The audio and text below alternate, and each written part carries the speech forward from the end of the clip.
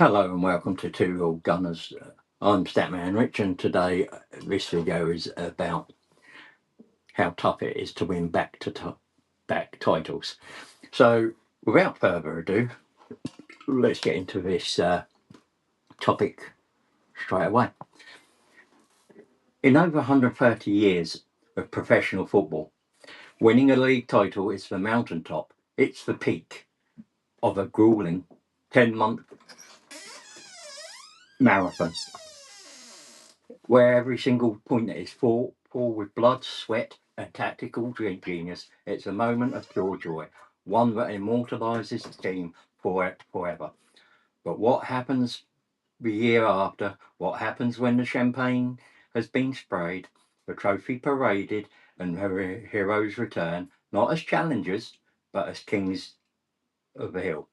Of the hundreds of teams that have lifted a top flight trophy, only a tiny fraction have ever managed to do it again the very next season. This isn't just a statistical fluke or bad luck. There are powerful, almost gravitational forces at play, both on the field and, more importantly, in the mind, that make winning back-to-back titles one of the most difficult feats in all of sports. And today we're going to break down exactly what they are. So to win one league title is to achieve a dream. It takes a delicate mix of talent, strategy, unity, and a bit of good fortune.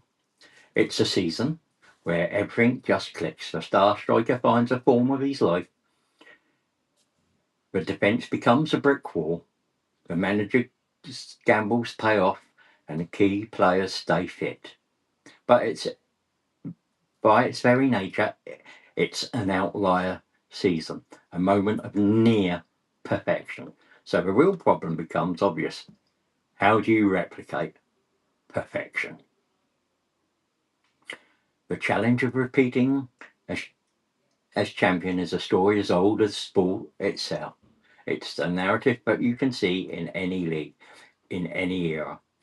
The English top flight, founded way back in 1888, serves as a perfect example of this struggle. Of the 24 clubs that have ever been crowned champions of England, a very few have managed to build a dynasty. Winning 3 in a row is so rare that only a handful of clubs ever done it. And Manchester City's recent achievement of 4 in a row is seen as almost a superhuman feat in the modern game. So why is that? Why do so many great teams stumble when defending their crown? The answer isn't a single simple reason. It's a complex combination of psychological burdens, tactical challenges, and the sheer physical exhaustion of staying at the top. It's a battle against rivals, a battle against the media, and most critically, a battle against yourself. Today we break down the 4 core reasons why champions so often fail to repeat, and explore what separates the one-season wonders from the truly generational dynasties.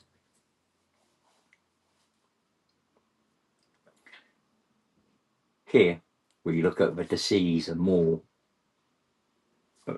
the psychological warfare.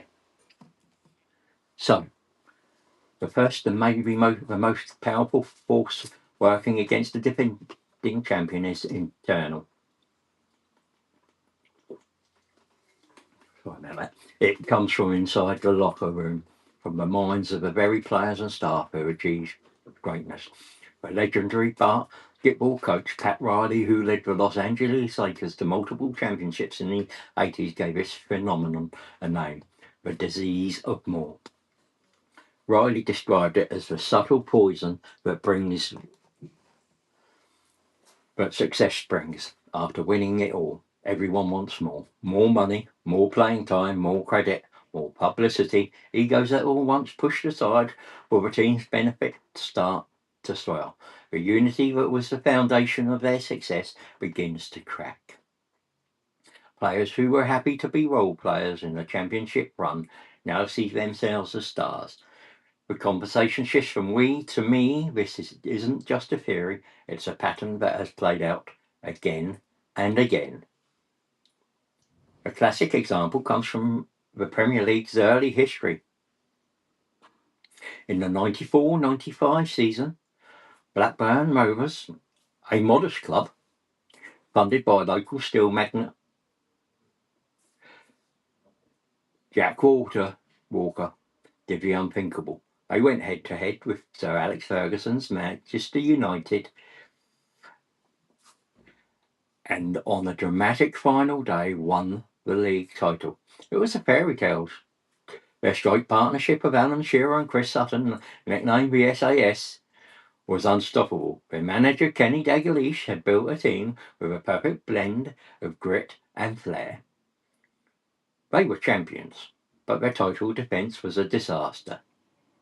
The decisive more took hold. Manager Kenny Dalglish, the architect of their success, moved upstairs into a director of football role, a move that immediately rocked the team's leadership. There were reports of contract disputes and tensions in the squad. Other teams had also started to figure them out tactically. The element of surprise was gone. Most importantly, the hunger that had fueled their underdog run had been satisfied.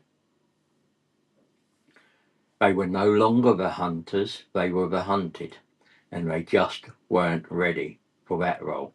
Blackburn finished the next season in a dismal 7th place, 21 points behind the champions, Manchester United.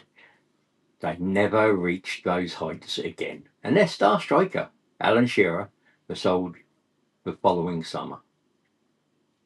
The dream was over, torn apart not just by other teams, but the internal consequences of their own success. This psychological drop-off isn't just about ego, it's also about a subtle, almost subconscious dip in motivation. Renowned sports psychologist Dr. Jim Lower has talked a lot about the psychology of the underdog. Underdogs have a powerful built-in motivation. They have a point to prove. They're fueled by disrespect, by a desire to shock the world. When a team wins a title, that fuel source is instantly gone. You're no longer the underdog, you're the establishment. You're the team everyone is desperate to beat. Finding a new source of motivation is one of the toughest challenges for a champion, which brings us to the crushing weight of the expectation. The 25-16 season gave us one of the greatest stories in sports history. Leicester City, a 5,000-1 outsider, a team that had barely escaped relegation the season before, won the Premier League. It was a miracle, a story of unity, belief and relentless counter-attacking football that caught the world's imagination.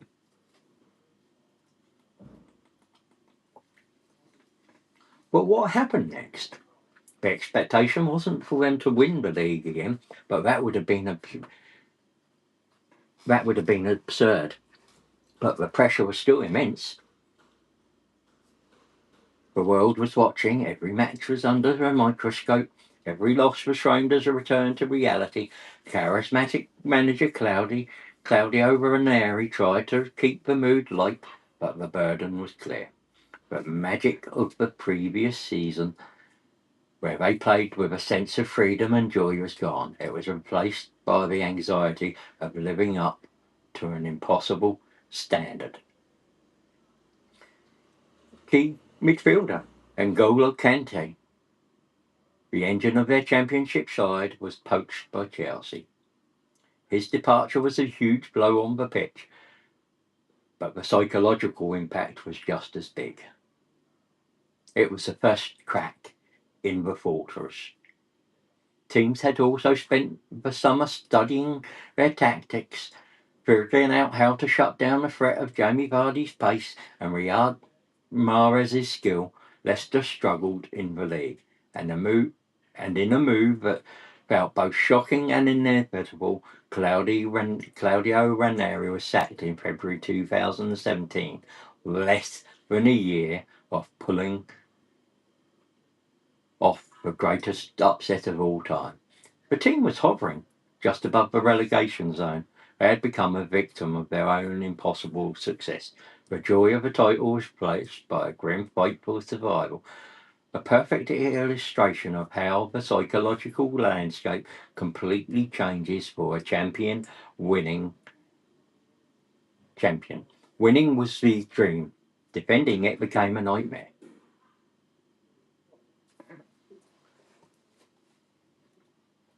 The marked man.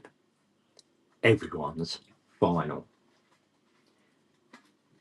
If the first battle is internal, then the second is the war waged against you by the entire league. When you're champion, every single game becomes a cup final for your opponent. A mid-table team with nothing to play for will suddenly find another gear, a rabid desire to take down the reigning kings. You're no longer just another fixture on the schedule. You are the benchmark. You're the measuring stick for every other team's ambition. And this isn't just about players trying harder, it's a league-wide strategic obsession. In the off-season, while the champions are on their trophy tour, every other manager and analyst is pouring over footage of them. They're breaking down your tactical setup, finding your weaknesses, and designing specific game plans to exploit them. The plays that seem so innovative and unstoppable during your title winning season are now common knowledge. The blueprint that made you great is now the subject of a league wide investigation to find its flaws. Jose Mourinho's first run at Chelsea from 2004 to 2007 is a perfect case study. When Mourinho arrived in England, he was a tactical hurricane. His Chelsea team was a defensive machine built on organisation, power, and discipline. In his first season, 2004-05, they won the league and conceded a record low 15 goals all season. They were a puzzle nobody could solve. They repeated as champions the next season, though the challenge was visibly tougher. By the third season, however, the league had started to adapt. Managers learned that sitting back and letting Chelsea control the game was a recipe for a slow, certain defeat. Teams started to press Chelsea higher up to disrupt their rhythm and to take more risks. The aura of invincibility was fading. While Mourinho was a master of innovation, the collective brainpower of 19 other clubs working to figure him out began to take its toll. Internal politics at the club also played a big role, but on the pitch it was clear the tactical advantage Chelsea had once enjoyed was shrinking. They lost the title to Manchester United and Mourinho left the club early the next season. His revolutionary tactics had been studied, countered, and neutralised. An even more dramatic example of this target on your back phenomenon came in the 2021 season. Liverpool had just won their first league title in 30 years, playing a breathtaking brand of heavy metal football under Jurgen Klopp. They had been completely dominant, winning the league with a record 7 games to spare.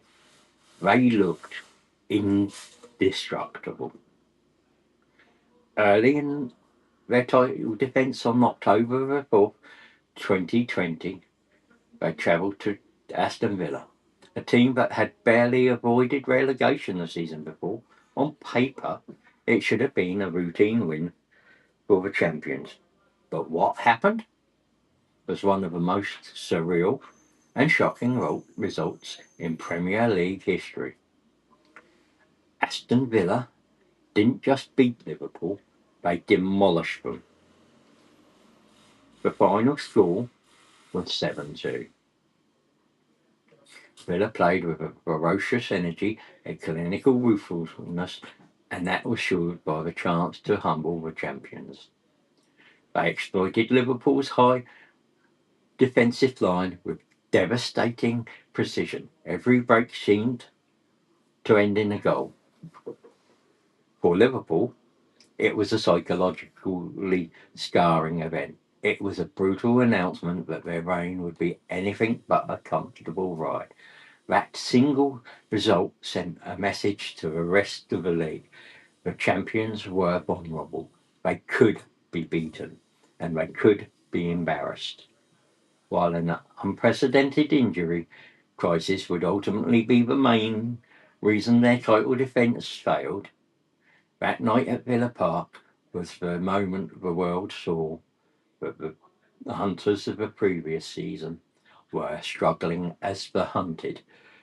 The target on their back wasn't just a metaphor, it was a bright red bullseye every opponent was aiming for. This is a reality every champion has to face. You get every opponent's absolute best, week in, week out. There are no easy games, there is no rest. The myth of the same team. A football team is a fragile ecosystem. The chemistry between the 11 players on the pitch is a delicate, almost magical thing.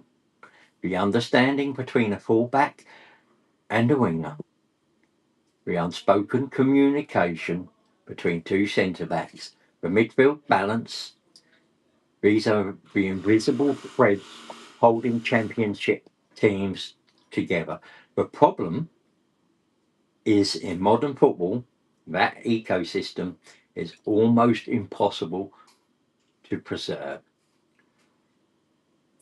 One of the biggest reasons teams fail to win back to back is simple.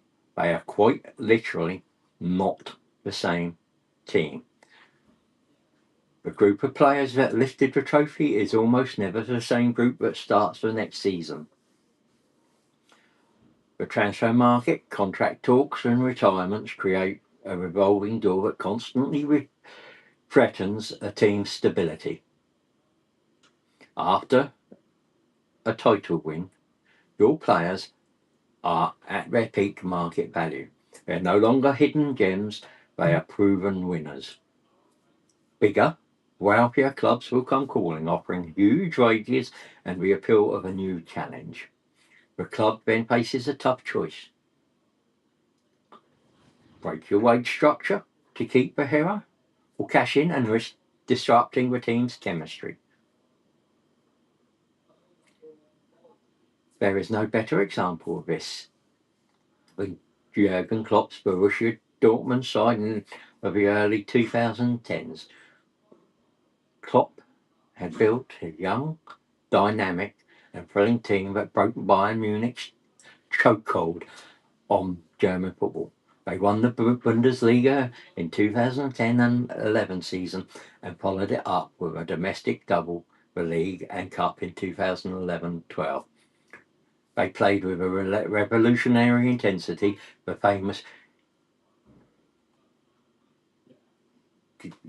Gegenpress pressing style, and had some of the most exciting young talents in the world. Mario Götze and Robert Lewandowski, they look like a dynasty in the making. But their main rival, Bayern Munich, responded, not just on the pitch, but off it. They systematically dismantled Dortmund's core.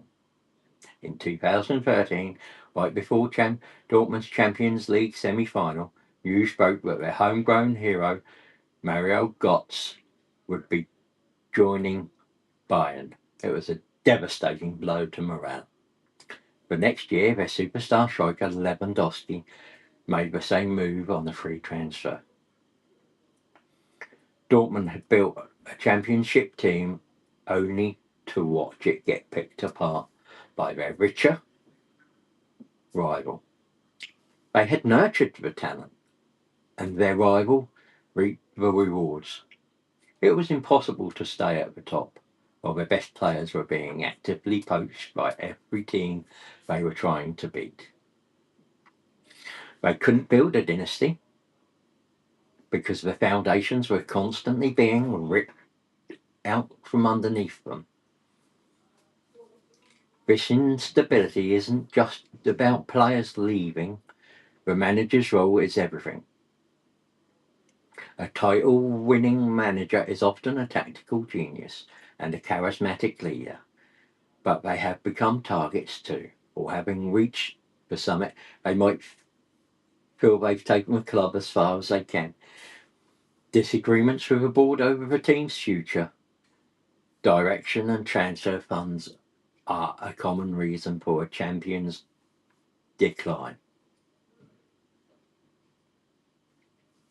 Let's take a look at Antonio Conte. He's a serial winner. He arrived at Chelsea in 2016 and won the Premier League in his very first season, using a revolutionary 3-4-3 formation that took the league by storm. But his relationship with the Chelsea board quickly soured over what he saw as a lack of investment in the squad for the next season.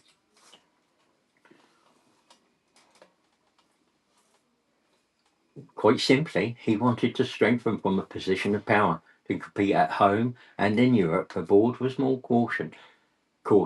The tension was obvious throughout the next season. Chelsea's title defence was flat. They finished fifth and missed out on the Champions League. Conte was sacked. The pattern repeated itself. At Inter Milan, Conte took over and in his second season ended Juventus's 9-year reign by winning the Serie A title in 21. It was a massive achievement. Yet, just weeks after lifting the trophy, he left the club. The reason, the club owners were in financial trouble and needed to sell players and cut wages. Conte, a manager who believes in aggressive investment to stay on top, saw this as an impossible situation. He had climbed the mountain, and instead of being given the tools to build a fortress, he was asked to start taking it apart. His departure immediately destabilised Inter, who lost their next title the very next season. These examples that winning a title isn't the end of the project, it's a critical turning point. Without continued alignment, investment and stability, the whole thing can collapse with shocking speed. We're now looking at the grind, paying the physical and mental price. The fourth major barrier to repeating as champions is the brutal, punishing nature of success itself. A title winning season is by definition a longer, more draining campaign than anyone else's. You're likely to go deep in every cup competition. In Europe, you're playing the high stakes, high intensity knockout games until the very end of the season. This leads to two immediate and damaging consequences: physical burnout and mental fatigue. So, let's start with a physical toll.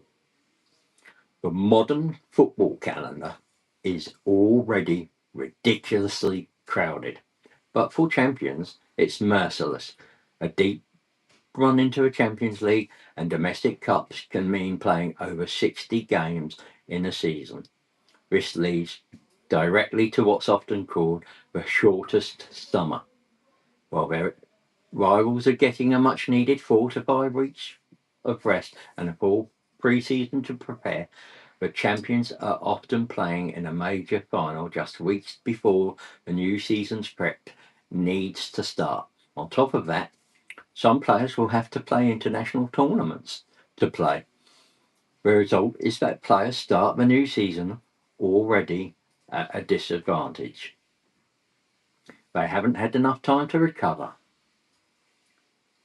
Their bodies are still carrying the knocks, the strains, and the pure fatigue of a year-long marathon. This lack of proper recovery and a shorter pre-season makes them far more likely to get injured. This brings us back to Liverpool's title defence in 2021. It stands as maybe the most vivid modern example of a season being completely wrecked by the physical cost of success. After their glorious title win, their off-season was incredibly short due to the pandemic's impact on the schedule. They came into the new season already running on fumes. Then the injuries started piling up. In October 2020, in a fiery derby against Everton, their defensive rock and best centre-back in the world, Virgil van Dijk, suffered a season-ending ACL injury. It was a catastrophic blow. Soon after, his main defensive partner, Joe Gomez, suffered another long-term injury on international duty. Then the third choice centre-back, Joel Matip, was also ruled out for the season. The very foundation of their team had crumbled. Klopp was forced to play midfielders in defence, which threw the team's entire structure and balance out of whack. The defensive solidity that had been the launchpad for their brilliant attack was gone. Their title defence was over before it had really begun. While the specific injuries were unlucky, the context wasn't. The team was physically drained from their previous season's heroics, and that vulnerability exposed them to a catastrophe. They were paying the physical price for their own greatness. This physical exhaustion is matched by a deep mental fatigue. The psychological pressure of a title race is immense. For months, every single game feels like a must win. Keeping that level of focus and emotional intensity is incredibly draining. After you win, there's a natural and necessary emotional release. The problem is, the new season starts just a few weeks later, and you're expected to climb that same emotional mountain over again. For many players, this is the hardest part. How do you mentally reset and go again with the same fire when you've just achieved your life's ambition? The feeling of pure joy is replaced by the nagging pressure to stay at that level. The journey, which was once exciting and full of hope, now just feels like a treadmill. This mental burnout can show up as a drop in the focus during games, a loss of motivation in training, and an ability to handle the tough moments that every season brings. So, when you combine the disease of more, the target on your back, the constant roster turnover, and this deep-seated physical and mental burnout, you can start to see the scale of the challenge. Winning a league title requires a team to be firing on all cylinders. Defending it requires them to do it with less rest, more pressure, a potentially weaker squad, and a drained psychological fuel tank. All while every single opponent has upgraded their weapons and is aiming right at you. How dynasties are forged. Given this seemingly impossible set of challenges. How has any team ever managed to repeat? How dynasties are built? The teams that have achieved long-term success are the true outliers. They are the exceptions that prove the rule, and they offer a blueprint for how to defy the forces that pull champions back down to earth. These teams don't just win, they build a culture that actively fights against complacency, instability, and fatigue.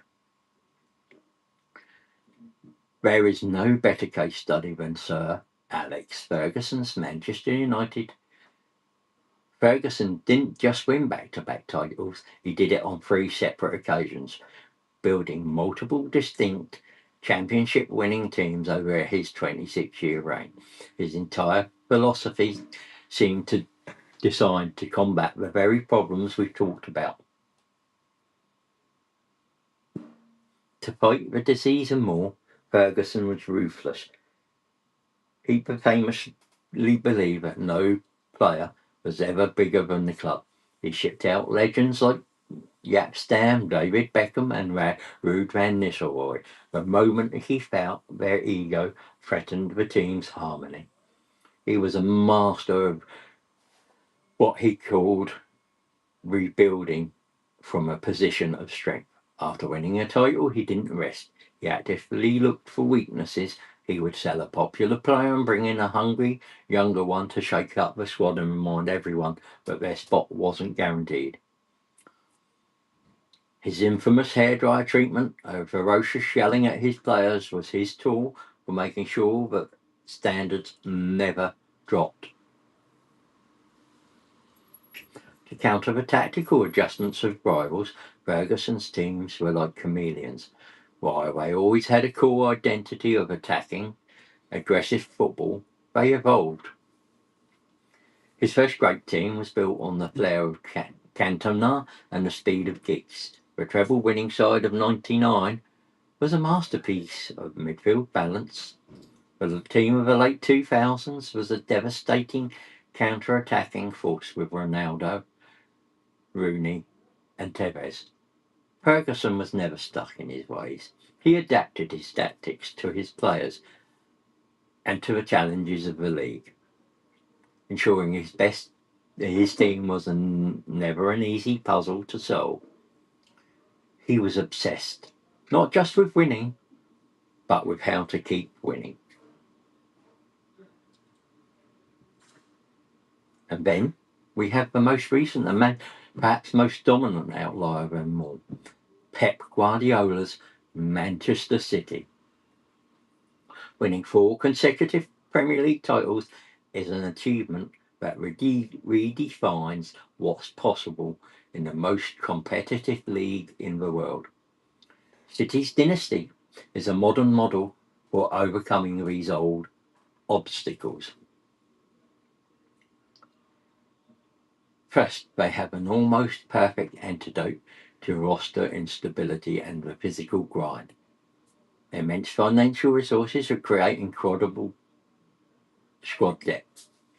When a key player like Kevin De Bruyne gets injured, they can bring in a world-class replacement. If a player's form dips, another international star is waiting.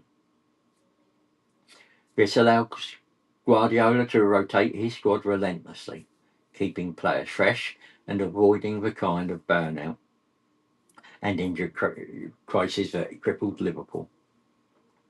It also creates a culture of intense internal competition. No one can afford to get complacent because someone world class is ready to take their spot. Second, they fight tactical predictability with a manager who is arguably the greatest innovator of his generation. Guardiola is never still. Just when you think you've figured out his system, he introduces a new concept, like a centre-back stepping into midfield. He is constantly evolving, constantly asking new questions of opposing managers. This relentless innovation means that by the team the league has figured out how to counter one version of Manchester City, Guardiola has already moved on to the next. Finally, like Ferguson, Guardiola cultivates an intense, demanding culture. Stories from their training ground speak of a relentless focus on detail and a zero tolerance policy for any drop in standards. Despite all their success, the hunger remains, driven from the very top. They have solved the problem of repeating by creating a system that is resistant to complacency, fortified against instability, and constantly one step ahead. These outliers, from Ferguson's United to Guardiola's City, show that while winning back-to-back titles is incredibly hard, it's not impossible. It takes a rare combination of visionary leadership, institutional stability, relentless innovation, and a deep, insatiable hunger that success just can't satisfy.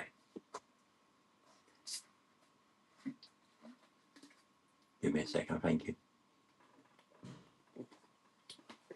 So, in conclusion, the journey to the top of a mountain is tough, but the struggle to stay there is a battle on a whole nother level. The forces working against the defending champion are massive. There's the psychological burden, the disease and more that rots unity and drains motivation. There's the tactical challenge of being the marked man, the target that every rival has spent the summer preparing to take down. There's the structural instability of the modern game, where squads are always changing and the chemistry is hard to keep. And finally, there's the sheer grinding wear and tear from the physical and mental cost of being the best.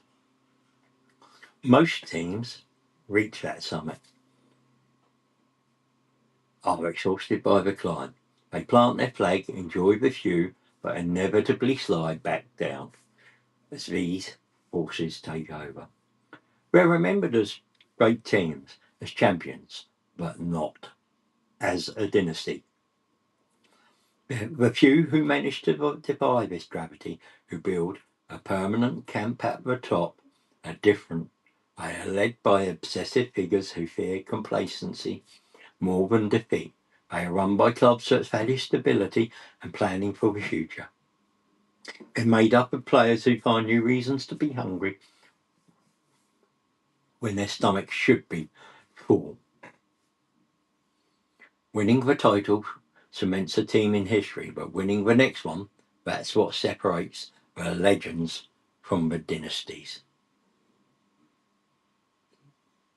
So, which team do you think had the toughest road to a repeat title? Was it a team that fought against financial disparity, or one that had to overcome a league of incredibly strong rivals? Let me know your thoughts in the comments below.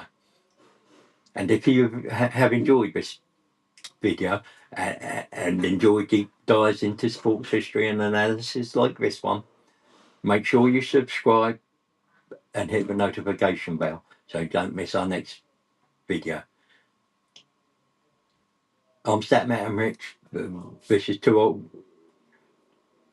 gunners on in the North Bank. We're also on various podcast platforms, Deezer, Spotify, Apple, Overcast, everyone out there. Thank you for watching or listening to this, and until the next one, thank you. I'm out of here.